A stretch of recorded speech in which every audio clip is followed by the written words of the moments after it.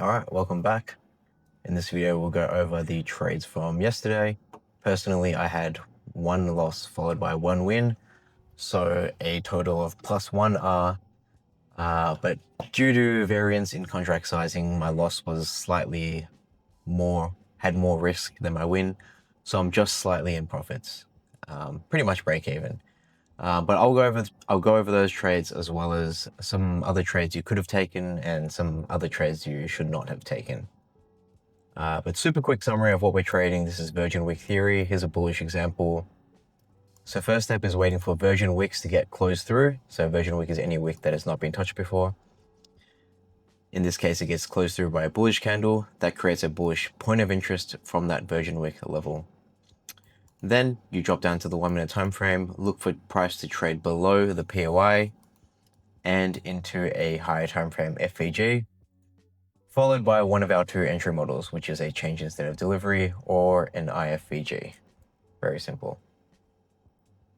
All right, let's start with gold. So this was during Asia, 27th of January.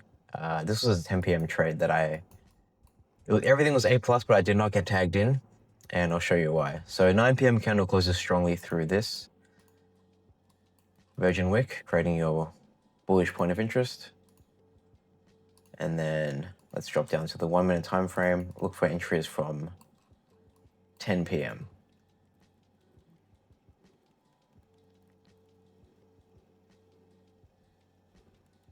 All right. Let's turn my FVGs back on. Okay, so POI gets engaged. We also engaged with a bunch of higher time frame FVGs. And then, okay, maybe I went back a bit too far. Sorry, I went a bit too far forward. Let's go back here. Okay, so we do get a close below the POI. So POI has been engaged. And so if we were looking for a change in state of delivery, it would be here, because this is the last swing low that got swept. And this is the leg down that took liquidity from here to here.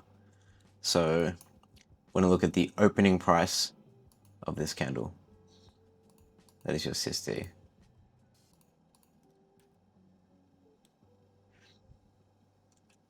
We also have an IFVG, as you can see right there. But as you know, I only take IFVGs if they sweep sell side liquidity or buy side liquidity, meaning you would have to sweep this in order for it to print a signal. But if I turn that off and it loads, yep, you'll see there is an IFVG confirmed there. But I like to have this on because it gives me higher probability IFVGs. So I did not see that IFVG, and I would not take that. But just pointing it out. But there is your confirmed SysD. So I was watching this, saw this close over the CISD level, set my long order here at the SysD level, stop at the low, targeting 2R. But price never revisited the entry and it just ran without me. And that's okay. I still followed my process in an A+ manner. And sometimes you just want to get tagged in, and that's okay. It's still nice to see the model play out. All right, let's go to London. So this was London, 28th of Jan. So 1 a.m. candle closes through this, creating your bullish POI. Then let's have a look from 2 a.m. This is when I took a trade.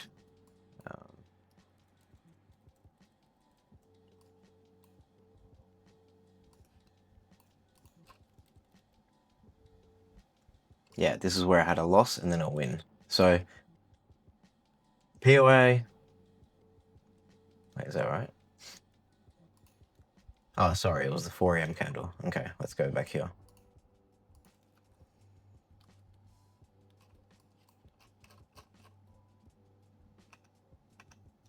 Okay, so 3 a.m. candle closes through this, creating a bullish POI. So let's drop down to the 1 minute time frame from 4 a.m.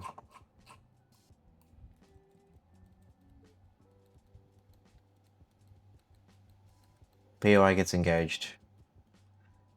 Higher time frame FVGs get engaged. Now just looking for an entry model. Okay, so if I was looking for a SysD, let me just turn on my indicator. It would be there because we have consecutive candles. So we get another stop hunt, so our SysD level changes. Bang, there is your confirmed SysD. So right there. Because we took out this low, this stop hunt, with these consecutive candles. So the highest one, you want to look at the opening price. There's your SysD. So I entered in here, stop at these lows, targeting 2R, just like that. And chopped around for a bit, and then I got stopped out. Then, a few minutes after, almost immediately, we got a inverse fair value gap printed. And why I like this is because we swept these previous lows, creating another stop hunt, and we also engaged with this PY here from 2 hours ago. Created, yeah, 2 hours ago. So from this candle here. And that was created from a very strong Chad candle, as you can see here on the right. So I like this a lot, and we are still within a 1 hour FVG. So even though we just took a loss, I still consider this A+. Sometimes you just got to forget about the loss and just take the setup if it appears.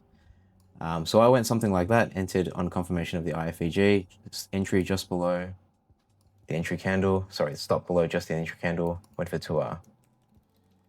And it slowly grinded its way up there, but we got the win. I know some of you guys, some of my followers took this first one, but then didn't take the second one, maybe out of fear. But yeah, you just gotta execute your process like a robot. Even if you cop a loss, if the model presents itself, take it. That's the only way the edge can play out. But those were my 2 trades for the day. I'll also go over some other potential trades that were there that I didn't take. All right, so this is still on gold. Start of New York, so 8 a.m. We have this bullish point of interest created by our indicator, because you can see this giant candle here closed through this virgin wick, creating this bullish point of interest.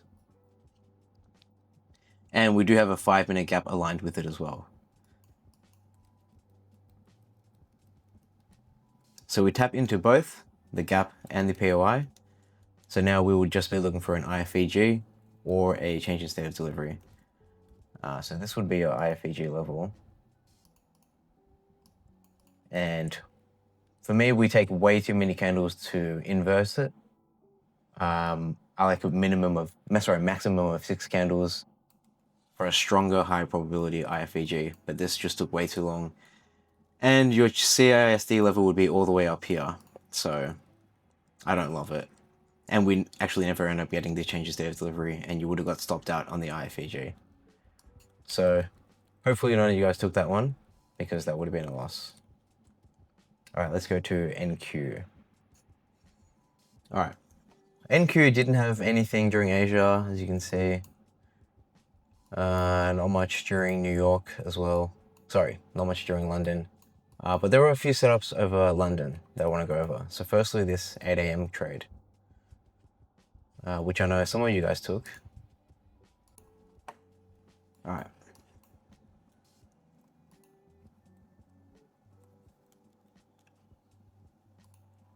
Okay, so here we are. Start of 8 a.m. candle. We have this bearish point of interest created by this bearish Chad candle you can see on the right, closing through this virgin wick, creating our bearish POI. Immediately we engage it. Let's see if we tap into higher time frame FVGs. Yep, we tapped into 5 and 15-minute FVGs. So now if you wanted to enter, you could look for a SysD, which would be down here.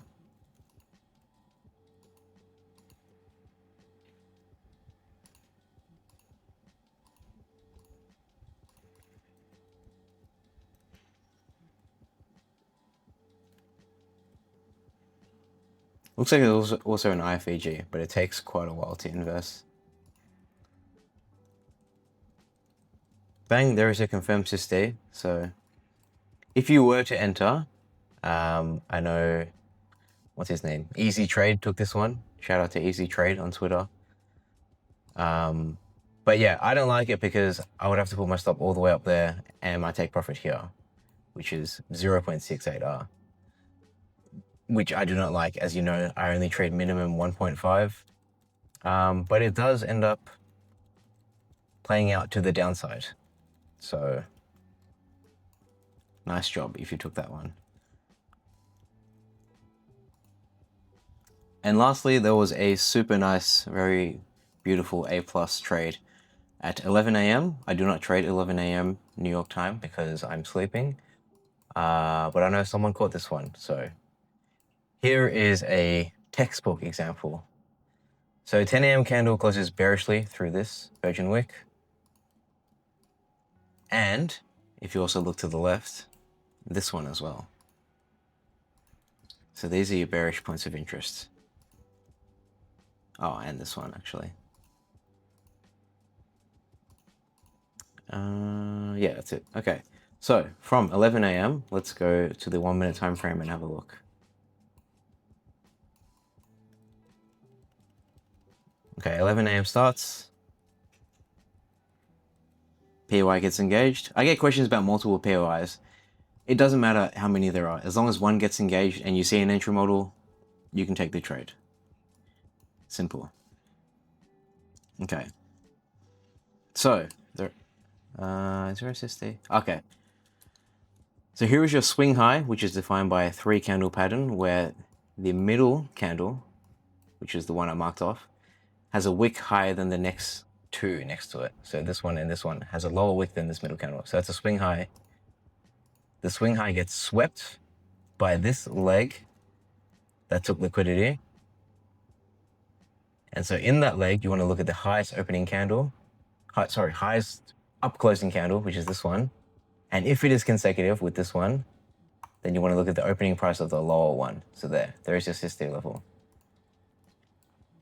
And if we turn on our high time frame FEGs, you also see we tapped nicely into a 15-minute FEG. So your SSD would be confirmed here, and then you can enter there. Stop at these highs, targeting these lows down here for 2R. And bang, very nice, very nice. Zero drawdown pretty much. Textbook, I love that. Yeah, I believe Easy Trade on Twitter took this one. He shared this to me on Twitter, so very nice. Hopefully some of you guys caught that one.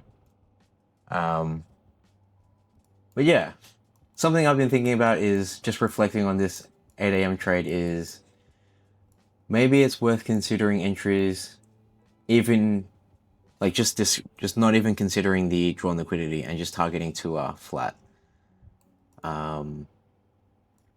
Maybe that's something I'll play with in the future, but I'll definitely finish up my current 20 A+ trade challenge before I even consider this. But yeah, something to consider, because I have seen a lot of times price will react to FVGs and POIs, and you may not necessarily have a drawn liquidity that gives you 2R, but price still ends up going way further than you expect. So something to consider. Oh, there was a silver setup as well, actually, that I'll go over. Yeah, perfect.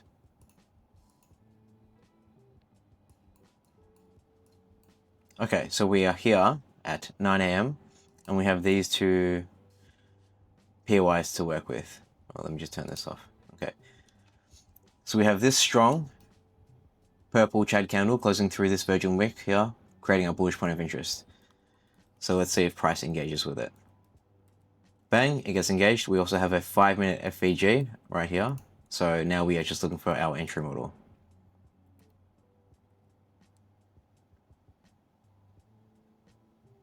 I believe, yeah, there is an IFEG. So there you can set your limit order at confirmation of the close. Stop at those lows, targeting 2R. This is what Easy Trade took on Twitter and shared with me. Yeah, this is A+. I like this. It looks good. And you end up getting it. But the reason I do not watch silver myself and I don't trade silver is because even on micros, the contract size is massive, and placing a trade like this, even with one micro, hitting your stop loss would equal something crazy like $500, and I only trade 50k prop firm accounts, and a $500 loss is way too much.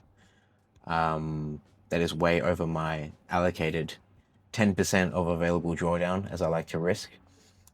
And yeah, this leads perfectly into something that I just found yesterday and I want to share.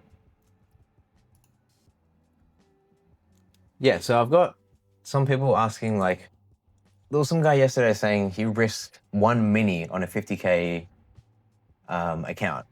And if you're risking one mini on a 50k account, that's like a $1,000 loss. So 2 losses and you're done. Yeah, you can play around with this website I found. It's called Edgefool, and they have a free risk calculator. So let's say you're trading a 50k account, which has a 2k drawdown, and you're risking $1,000 a trade. All it takes is 2 losses and you've blown your account. And so the probability of blowing your account based on different win rates. If you have a 40% win rate, if you have 50, 60, 70, you are 100% chance going to blow your account. Which is why I always say you should risk 10% of your available drawdown. So I know most of us trade 50k accounts, which is usually 2k drawdown, but you can play around with the numbers yourself. So let's say you're risking 200 because that's 10%. So you risk 10%, even that is aggressive based on these guys' thoughts. But with a 10% risk, it will take you 10 consecutive losses to blow your account, which I'm okay with. So the probability of blowing your account based on different win rates. If you have a 40% win rate, you are quite likely to blow your account, 42%. If you have a 50% win rate, then you're only 9% chance of blowing your account. If you have a 60% win rate, then you have a 1% chance of blowing your account. From my backtesting, I've backtested hundreds, maybe even thousands of trades now. I sit around 50 to 60%. Yeah, so I would say there's a 5% chance of me blowing my account from 10 straight losses if I risk $200 per trade. So yeah, play around with this. I thought it was quite insightful, and it's really helps you put into perspective how you can actually make money and to stop gambling and trying to risk $1,000 and get a huge payout. And yeah, even trading micro silvers, I can't, because if I'm risking $500 a trade just from one micro, I'm definitely going to blow my account up at some point. And that is just straight gambling. And we are not gamblers, we are professional risk managers. Yeah, we'll leave it at that.